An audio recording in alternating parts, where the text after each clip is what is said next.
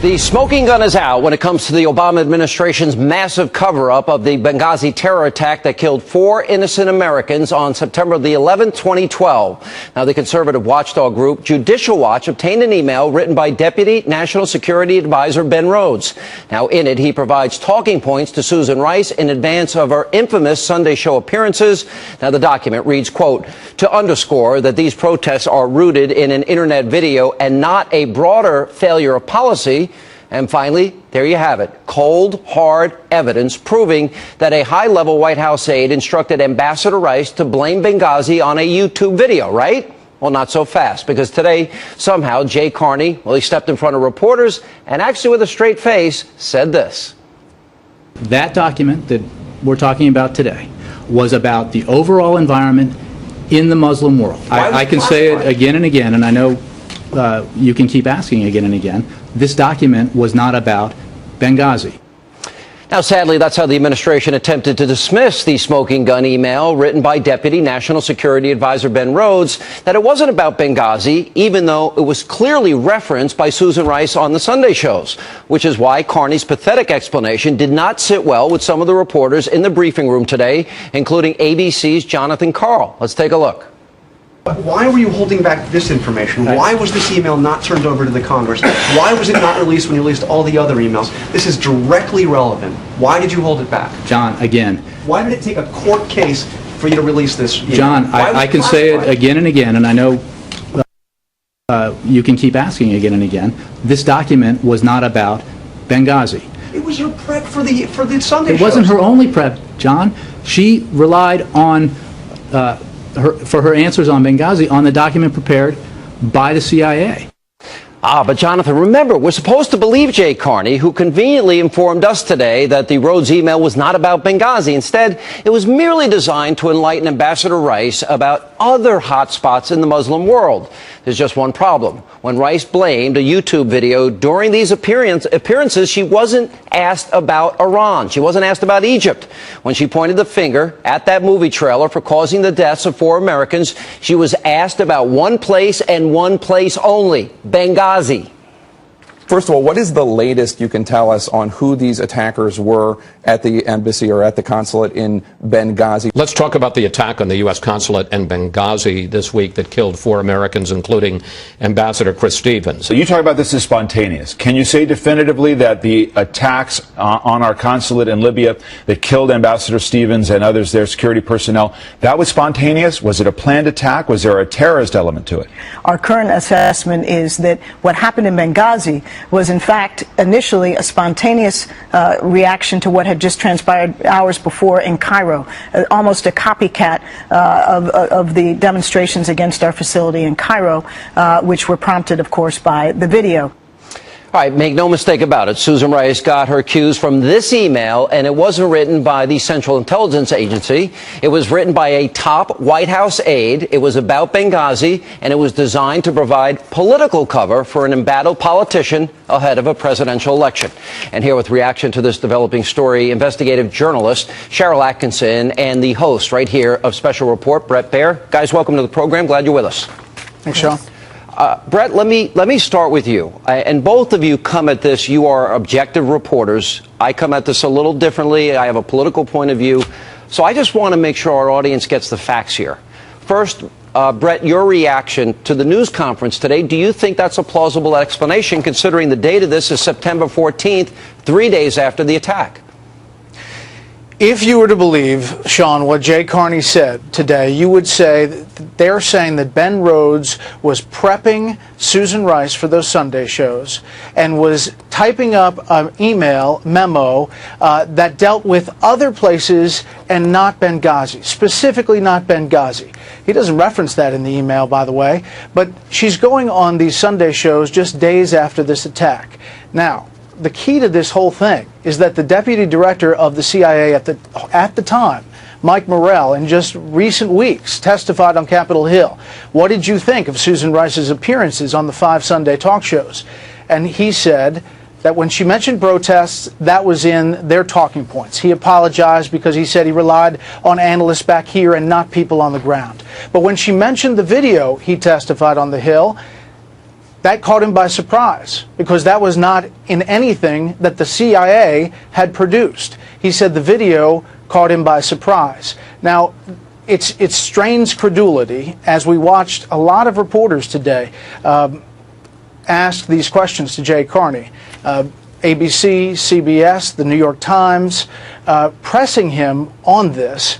For many, many months, Jay Carney has said that they didn't have any guidance. And one more thing, this email was classified at first. It was classified, so it didn't go up to the Hill originally. Then it was declassified and put up there redacted, so they couldn't see who sent it or who received it. Now, the Judicial Watch request was for Benghazi emails or documents. Benghazi emails or documents. Nothing else. And the judge ordered that they had to comply. This is an email that came out, and Jay Carney says it's not a Benghazi email. Cheryl, is this what I believe is a smoking gun? Do you think it's a smoking gun? Do you think Jay Carney, his explanation was plausible? Well, there's the two questions. I don't know that it's a smoking gun. I'll let that be for others to decide. But I do think that it's very clear when you look at the narrative by multiple Obama administration officials that they were all reading from the same page. So whether or not Carney is correct that that particular email dealt with Benghazi or did not deal with Benghazi, it certainly was the message that was put out by Hillary Clinton when she spoke to the families upon the return of the bodies, when she said we're going to go after the guy who made that awful video.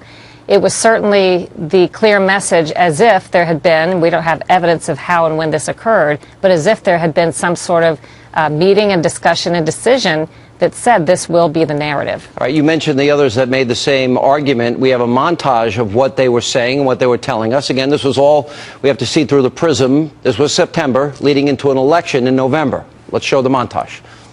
Some have sought to justify this vicious behavior along with the protest that took place at our embassy in Cairo yesterday as a response to inflammatory material posted on the internet.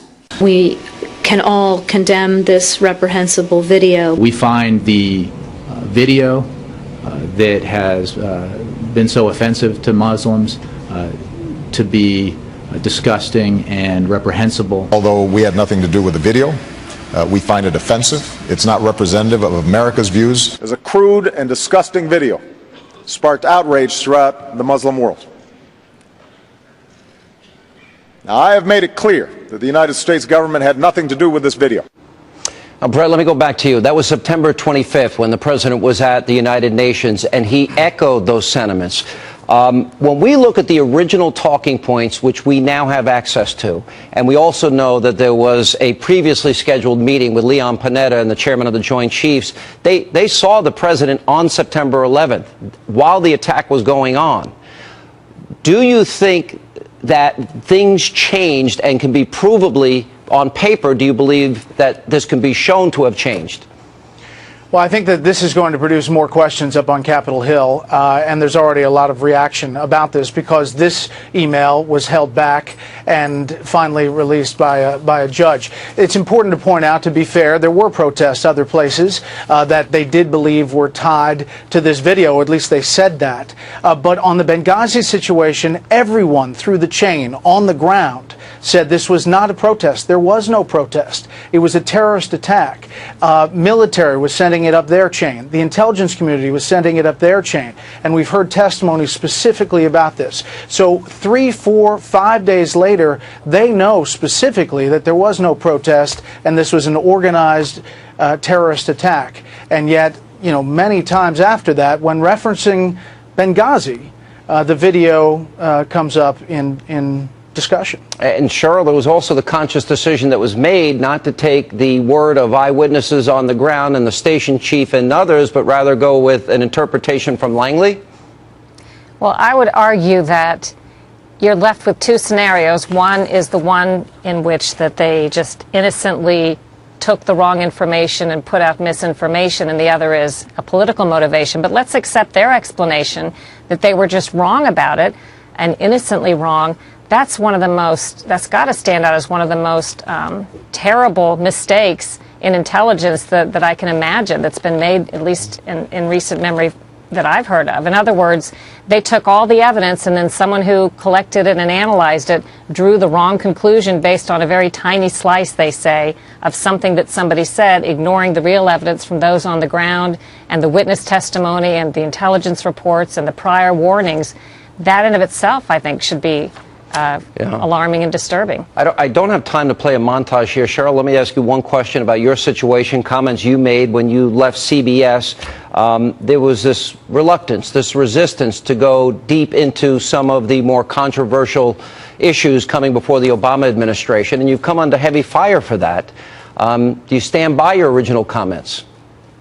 Oh, sure. I mean, I'm under fire from the people who are defending themselves, who are surrogates for those accused or representing those who believe that they've been accused in the reporting. So that's expected, and I accept that and expect it, and I don't pay much attention to it. All right, good to see you. Thank you for being with us, Brett. I never miss special report. Thanks so much for being with us. Appreciate your input. Thank you. All right, Sean.